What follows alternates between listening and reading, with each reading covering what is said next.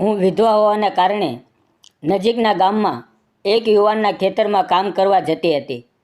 મારા પતિએ દારૂ માટે શાહુકાર પાસેથી દેવું લીધું હતું, જેને કારણે મારા માથે મોટું દેવું ચડી ગયું હતું. તેમના અવસાન પછી તે દેવું મારે જ ચૂકવવાનું હતું. તે દિવસે મારી સખી મારી સાથે ખેતરમાં કામ પર નહોતી આવી. હું અને તે યુવક માલિક અમે બંને જ ખેતરમાં કામ કરી રહ્યા હતા. બપોરે અમે બંને સાથે બેસીને જમવાનું ખાતા હતા. તે સમયે તે વારંવાર મારી તરફ જોઈ રહ્યો હતો. જમવાનું પૂરું થયા પછી જ્યારે અમે થોડી વાર આરામ કરી રહ્યા હતા, ત્યારે તેણે મારો નાજુક હાથ પોતાના હાથમાં લીધો અને આગળ કંઈક એવું બન્યું. તો નમસ્તે મિત્રો, મારું નામ જાનવી છે. મારી ઉંમર 29 વર્ષની છે. મારા ઘરની આર્થિક સ્થિતિ ખૂબ જ ખરાબ છે અને ઉપરથી હું વિધવા છું. મારા પતિનું થોડા વર્ષો પહેલાં અવસાન થયું હતું. તેમના ગયા પછી 2 મહિના હું મારા માતાના ઘરે રહી, પરંતુ થોડા દિવસ પહેલાં હું ફરીથી મારા સાસરે પાછી આવી. મારા સાસુ સસરા હવે આ દુનિયામાં નથી, એટલે હું મારી નાનકડી ઝૂંપડીમાં એકલી રહું છું. મારા પતિને દારૂની ખૂબ ખરાબ લત હતી. તેમણે આખી જિંદગી મહેનત કરવાને બદલે ફક્ત દેવું જ લીધું. તેમણે એક શાહુકાર પાસેથી 50,000 રૂપિયાનું દેવું લીધું હતું, જે વ્યાજ સાથે 80,000 રૂપિયા સુધી પહોંચી ગયું હતું. આ ભારે દેવાના બોજથી હું દિવસે દિવસે ચિંતામાં ડૂબતી જતી હતી. માયકાથી પણ મને કોઈ સહારો નહોતો મળતો. રોજ શાહુકાર મારા ઘરે આવીને પૈસાની માંગણી કરતો અને તેની નજરો સામે મને શરમ અનુભવાતી. ત્યારે મેં નક્કી કરી લીધું કે ગમે તે થાય, હવે મારે કામ શોધવું જ પડશે. પરંતુ હું એક નાનકડા ગામમાં રહું છું, જ્યાં ન તો કોઈ ફેક્ટરી હતી, ન તો શહેર નજીક હતું, એટલે નોકરી મળવી લગભગ અશક્ય હતું. છતાં મેં નક્કી કર્યું કે જો પેટની આગ બુઝવવી હોય તો હાથમાં કોઈ પણ કામ લેવું પડશે. મારી પડોશમાં મારા ઉંમરની જ એક સખી રહેતી હતી, જે બીજાના ખેતરમાં જઈને નીંદણ કાઢવાનું કામ કરતી હતી. એક સાંજે તે મારા ઘરે આવી અને પૂછવા લાગી કે હું કેવી છું. વાતોમાં મેં તેને મારા હૃદયનું બધું દર્દ કહી દીધું કે મારા કામની ખૂબ જરૂર છે. જો તને ક્યાંય કોઈ કામની ખબર પડે તો મને જરૂરથી કહેજે. મારી વાત સાંભળીને તેણે કહ્યું, કાલે જ એક છોકરો આવ્યો હતો. તેના દાડમના બાગમાં નીંદણ કાઢવા માટે સ્ત્રીઓની જરૂર છે. હું કાલે ત્યાં જઈ રહી છું, તું પણ ચાલ. તેની વાત સાંભળીને મારા મનમાં થોડી આશા જાગી. મેં તરત જ વિચારી લીધું કે ઘરે બેસી રહેવાથી કંઈ નહીં થાય. જીવવું હોય તો કામ કરવું જ પડશે. બીજે દિવસે સવારે 10 વાગ્યે હું અને મારી સખી બંને સાથે તે ખેતરે પહોંચ્યા. ત્યાં અમારી મુલાકાત ખેતરના માલિક સાથે થઈ. તે મહેનતુ તેના ચહેરા પરથી ઝલકતી હતી. તે ફક્ત આદેશ આપનાર નહોતો, પણ અમારી સાથે નમીને કામ કરવા લાગ્યો. મારી સખીએ અમારો પરિચય કરાવ્યો. સુશીલ, મારા ખેતરનો માલિક, અને આ મારી સખી જાનવી. સુશીલ દેખાવમાં સારો એવો હતો. મારાથી કદાચ 1-2 વર્ષ મોટો હશે, પરંતુ તેના ચહેરા પર એક અલગ જ આકર્ષણ ઝળકતું હતું. હું ક્યારેક તેની તરફ જોતી હતી અને મને લાગતું હતું કે તેની નજર પણ મારા પર ટકી જાય છે. પરંતુ હું નવી હતી, એટલે વધુ વાતો નહોતી કરતી. મારી સખીની તેની સાથે અગાઉથી ઓળખાણ હતી, એટલે તે તેની સાથે હસી મજાકમાં વાતો કરતી હતી. અમે ત્રણેય કામમાં લાગી ગયા અને ધીમે ધીમે બપોર થઈ ગઈ. ખેતરની વચ્ચે એક જૂનું આંબલીનું ઝાડ હતું. તેની નીચે બધા બેસીને જમવા લાગ્યા. સુશીલે પોતાનો ડબ્બો કાઢ્યો હું અને મારી સખીએ પણ અમારા ડબ્બા ખોલ્યા. બધાએ મળીને જમવાનું વહેંચી લીધું. જમતી વખતે મારી સખીએ અચાનક સુશીલને કહ્યું, સુશીલ, હું કેટલાય વર્ષોથી તારા ખેતરમાં આવું છું, પણ હવે તારે લગ્ન કરી લેવા જોઈએ, જેથી તારી પત્ની તને ખેતરમાં મદદ કરે, અમને વારંવાર બોલવાનું ન પડે.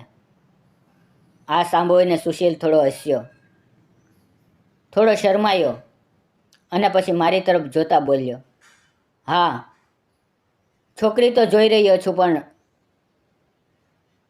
નોકરી નથી એટલે કોઈ માનતી જ નથી.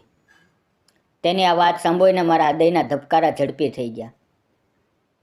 તેના ચહેરાની સાદગી, મહેનતી સ્વભાવ અને નમ્રતાએ મને અંદરથી સ્પર્શી લીધી.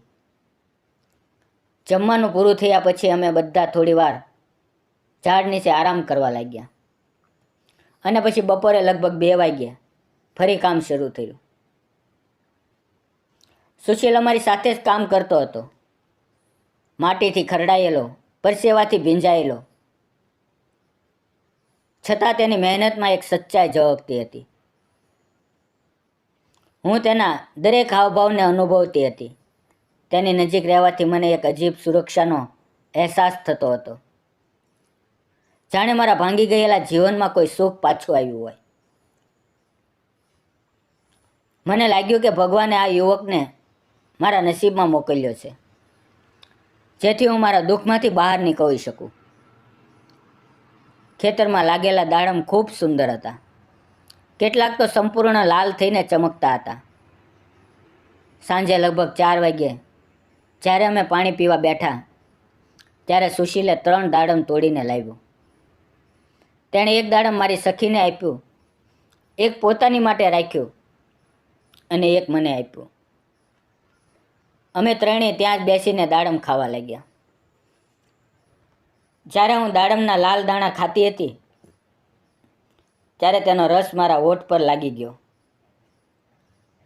મારા હોઠ પર દાડમની ચમક જોઈને સુશીલ થોડી ક્ષણો માટે મારી તરફ જોતો જ રહ્યો. તેની નજરમાં કંઈક એવું હતું જેણે મારા હૃદયમાં હલચલ મચાવી દીધી. જાણે મારી સૂની જિંદગીમાં કોઈ નવી વાર્તાની શરૂઆત થઈ રહી હોય. દાડમ ખૂબ મીઠા અને રસદાર હતા. તે ખાઈને મન ખૂબ પ્રસન્ન થઈ ગયું. ત્યારે સુશીલે હસતા હસતા પૂછ્યું, તારી સખી આજે આટલી શાંત કેમ છે? શું નારાજ છે? ત્યારે મારી સખીએ સુશીલને મારા વિશે બધું કહી દીધું. આ વિધવા છે. થોડા મહિના પહેલાં જ તેના પતિનું અવસાન થયું હતું અને તેમણે થોડું દેવું પણ લીધું હતું. આ સાંભળીને સુશીલે ગંભીરતાથી મારી તરફ જોયું. ત્યારે મેં જાતે જ બોલવાનું શરૂ કર્યું. મારા પતિને દારૂની ખૂબ ખરાબ લત હતી. તે જુગાર રમતા હતા. આ જ કારણે તે ધીમે ધીમે શાહુકાર પાસેથી ઉછીના પૈસા લેતા ગયા અને દેવું વધતું ગયું. હવે હું તે જ દેવું ચૂકવવા માટે કામ કરું છું. થોડું થોડું કરીને જે મળે તે ભેગું કરીને લઈશ. સુશીલે આશ્ચર્યથી પૂછ્યું, કેટલું દેવું છે? મેં કહ્યું, 80,000 રૂપિયા. આ સાંભળીને તેણે પણ આંખો મોટી કરી અને પછી ધીમેથી બોલ્યો, બધું ઠીક થઈ જશે જાનવી. વધુ ચિંતા ન કર, કામ કરતી રહે. ધીમે ધીમે બધું ઠીક થઈ જશે. તેની વાત સાંભળીને મને એક અજાણ્યો સુખદ અહેસાસ થયો અને પછી અમે બંને ફરી કામ પર લાગી ગયા. સાંજે લગભગ 5 વાગ્યે કામ પૂરું થયું. હું અને મારી સખી ઘરે પાછા ફર્યા. આખા દિવસના ભારે કામથી શરીર તૂટી ગયું હતું અને બેસતા જ ઊંઘ આવી ગઈ. બીજે દિવસે સવારે હું ફરી સુશીલાના ખેતરે ગઈ. હવે મને કામની ટેવ પડવા લાગી હતી. મને ત્યાં આવ્યે 4-5 દિવસ થઈ ગયા, પરંતુ આજે મારી સખી નહોતી આવી, કારણ કે તેની તબિયત ઠીક નહોતી. એટલે હું એકલી જ ખેતરે ગઈ. ત્યાં શરૂઆતમાં કોઈ નહોતું, તો મેં જાતે જ કામ શરૂ કરી દીધું. થોડી વાર પછી સુશીલ આવ્યો અને પૂછ્યું, તારી સખી નથી આવી? મેં કહ્યું, ના, તેની તબિયત ઠીક નથી. તેણે ફક્ત એટલું જ કહ્યું, ઠીક છે, અને પછી મારી સાથે કામમાં જોડાઈ ગયો. હું વધુ બોલનારી નહોતી, પરંતુ સુશીલ ખૂબ વાતો કરનારો હતો. તેની વાતો સાંભળવી સારી લાગતી હતી. તેના શબ્દોમાં સાદગી હતી અને મહેનતમાં ઈમાનદારી હતી. નીંદણ કાઢતી વખતે અચાનક જમીનના એક નાના બોર્ડમાંથી ઉંદર નીકળી આવ્યો. હું ડરી ગઈ અને અજાણતા સુશીલના ખંભે ઢળી પડી. થોડી ક્ષણો પછી મને મારી ભૂલનો અહેસાસ થયો. હું શરમથી લાલ થઈ ગઈ અને ધીમે ધીમે તેના ખંભામાંથી નીકળીને ફરી કામ કરવા લાગી. સુશીલ હસતો હસતો મને જોતો રહ્યો. તેના હાસ્યમાં અપનાપણું હતું, કોઈ ખરાબી નહોતી. બપોરે ફરી અમે તે જૂના આંબલીના ઝાડ નીચે જમવા બેઠા. ઝાડ ખૂબ મોટું હતું અને તેની ગાઢ છાયામાં ઠંડકનો અહેસાસ થતો હતો. જમ્યા પછી હું થોડી વાર ઝાડ તરફ જોતી રહી, જાણે કોઈ ઊંડા વિચારમાં ખોવાઈ ગઈ હોઉં. ત્યારે સુશીલે ધીમેથી કહ્યું, જાનવી, જાનવી એકદમ એકલી ન રહે. એકલાપણું દુઃખને વધારી દે છે. હું તેના તરફ જોતા બોલી, હવે તો લાગે છે કે જિંદગીનો કોઈ અર્થ જ નથી રહ્યો. સુશીલની આંખોમાં ઊંડી સહાનુભૂતિ હતી. તેના શબ્દોમાં સચ્ચાઈ હતી, જાણે કોઈએ મારા તૂટેલા મન પર મલમ લગાવી દીધો હોય. તેની સાથે વિતાવેલી આ ક્ષણો મારા ચિંતાભર્યા દિવસોને થોડા હળવા કરી રહી હતી. તેનો સાથ, તેની વાતો, તેની મદદ, બધું જ મને એ અહેસાસ કરાવી રહ્યું હતું કે કદાચ આ દુનિયામાં કોઈ એવું પણ છે જે નિષ્કપટ રીતે મારા દુઃખને સમજી શકે છે. હું એકલી હતી, મારું કોઈ નહોતું, અને એકલી જિંદગી જીવવી કેટલી મુશ્કેલ હોય છે એ હું રોજ અનુભવતી હતી. શાહુકાર તો દર બીજા દિવસે મારા ઘરે આવતો, પૈસા માંગતો, ક્યારેક ધમકી આપતો, ક્યારેક જબરદસ્તી કરવાનો પ્રયાસ કરતો. આવી વાતો મને ખૂબ ખરાબ લાગતી. જ્યારે સુશીલને આ બધું ખબર પડી તો તે ખૂબ ગુસ્સો આવ્યો. તેણે કહ્યું, જાનવી, જો તે તને ફરીથી ત્રાસ આપે તો મને કહેજે, હું જોઈ લઈશ. હું ડરતા ડરતા બોલી, ના, તું વચ્ચે ન પડ, તને પણ નુકસાન થઈ શકે છે. ત્યારે સુશીલે દ્રઢતાથી કહ્યું, આવો અન્યાય સહન કરવો યોગ્ય નથી. તારે પોલીસમાં ફરિયાદ કરવી જોઈએ. મેં ધીમેથી કહ્યું, બસ એકવાર તેના પૈસા ચૂકવી દઈશ, પછી તેની સાથે કોઈ સંબંધ નહીં રહે. મેં આગળ કહ્યું, હાલમાં મારી પાસે 30,000 રૂપિયા છે, જે મેં મારા પતિના સમયથી ધીમે ધીમે ભેગા કર્યા હતા. હવે 50,000 બાકી છે. ધીમે ધીમે બધું ચૂકવી દઈશ. સુશીલ મારી વાતો ધ્યાનથી સાંભળી રહ્યો હતો. તેની સાથે વાતો કરતાં કરતાં મને લાગ્યું જાણે મારા મનનો બોજ હળવો થઈ ગયો હોય. તેની નરમ વાણી, તેની સમજદારી અને તેની સાચી સંવેદના મારા માટે કોઈ દવાથી ઓછી નહોતી. ત્યારે બપોરના 2 વાગી ગયા, ખબર જ ન પડી. પછી અમે ફરી કામ શરૂ કર્યું. સાંજે લગભગ 5 વાગ્યે છુટ્ટી થઈ અને હું ઘરે પાછી આવી. હવે મને સુશીલના ખેતરમાં કામ કરતાં કરતાં 8-10 દિવસ થઈ ગયા હતા. કામ લગભગ પૂરું થઈ ગયું હતું અને આગળ માટે કોઈ બીજું કામ મળ્યું નહોતું. થોડા દિવસ પછી રવિવાર આવ્યો, પગારનો દિવસ. સુશીલે અગાઉથી કહ્યું હતું, હું જાતે તારા ઘરે આવીને પૈસા આપી દઈશ. તારે દૂર આવવાની જરૂર નથી. રવિવારે સવારે લગભગ 10 વાગ્યે મારા દરવાજે ટકોર થયા.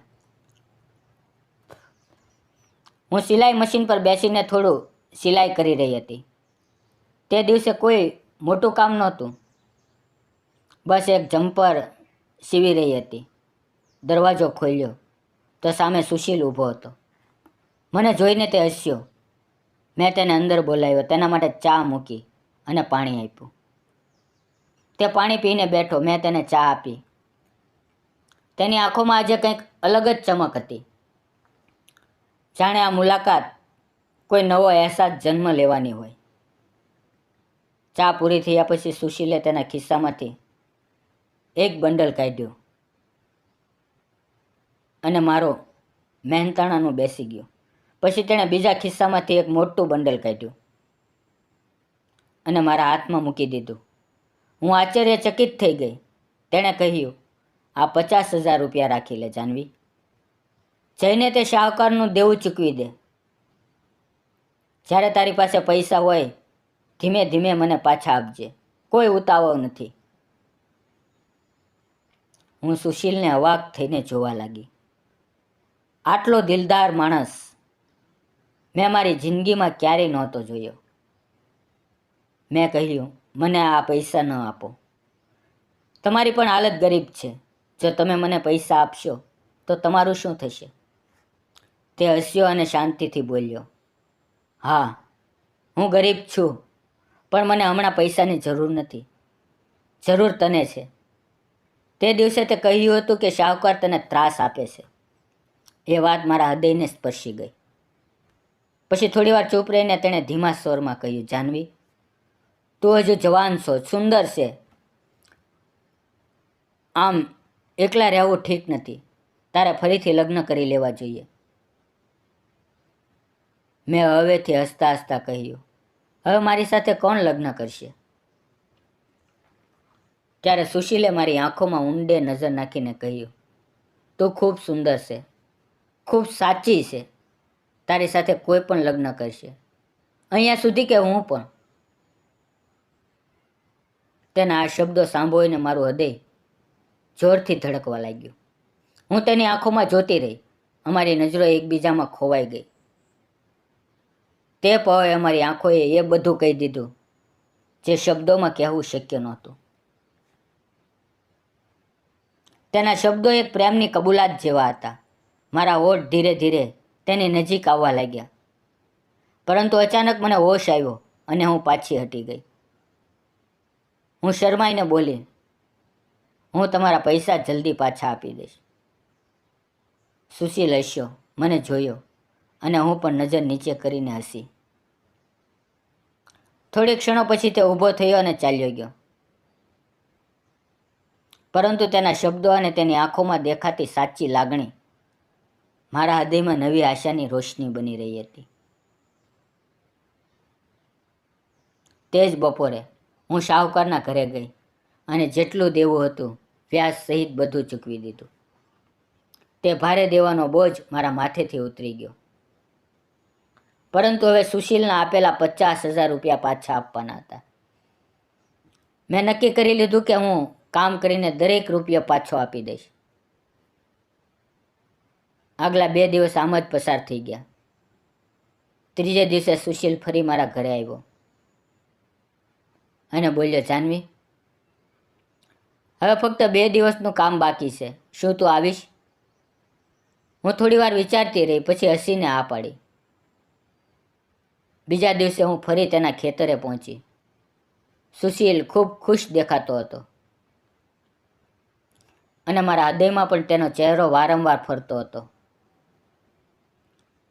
તેની વાતો, તેની આંખોનો સ્નેહ, તેનો હાવભાવ બધું જ મારા હૃદયમાં બેસી ગયું હતું.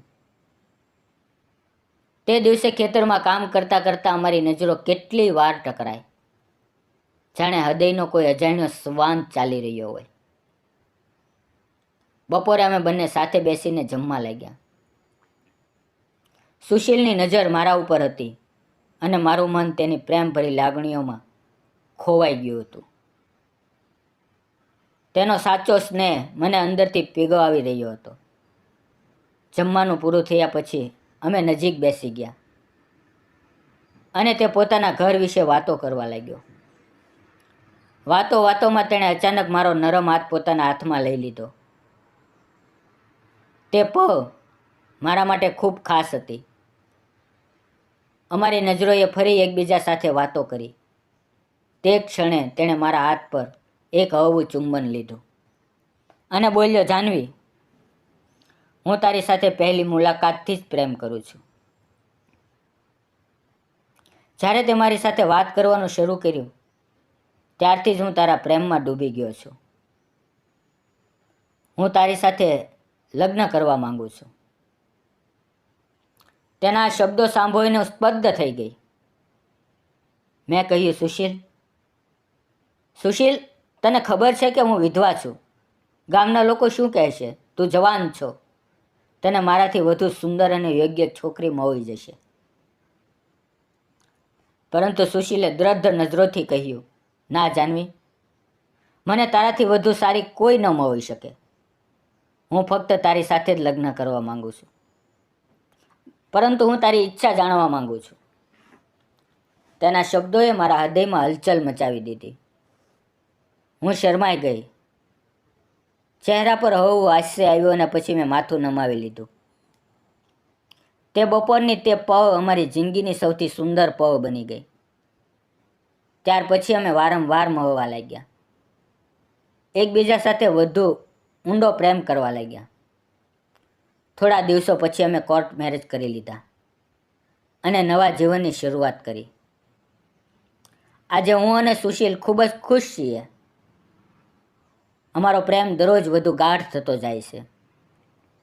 મિત્રો, તમને શું લાગે છે? સુશીલે મારી સાથે લગ્ન કરીને યોગ્ય કર્યું કે ખોટું? તમારો જવાબ કોમેન્ટમાં જરૂરથી જણાવજો. જો તમને મારી અને સુશીલની આ પ્રેમ કથા ગમી હોય તો તેને લાઈક કરો, શેર કરો અને સબસ્ક્રાઈબ કરવાનું ભૂલશો નહીં. કારણ કે સાચો પ્રેમ સમાજની દિવાલો કરતાં મોટો હોય છે અને જે સંબંધ હૃદયથી જોડાયેલો હોય તેને સ્વીકારવું એ જ સાચું સુખ છે. ધન્યવાદ મિત્રો. વિડીયોમાં આવેલા નામ, પાત્ર અને ઘટના ફક્ત કાલ્પનિક હતા. તેનો કોઈ પણ વ્યક્તિ, જાતિ કે ધર્મ સાથે સંબંધ નથી. આ વિડીયો માત્ર મનોરંજન અને શૈક્ષણિક ઉદ્દેશથી બનાવવામાં આવ્યો હતો. તેને અન્યથા ન જોશો. વિડીયો પૂરો જોવા બદલ આપ સૌ ગુજરાતી મિત્રોનો ખૂબ ખૂબ ધન્યવાદ મિત્રો. ફરી મળીએ કાલે. આવજો.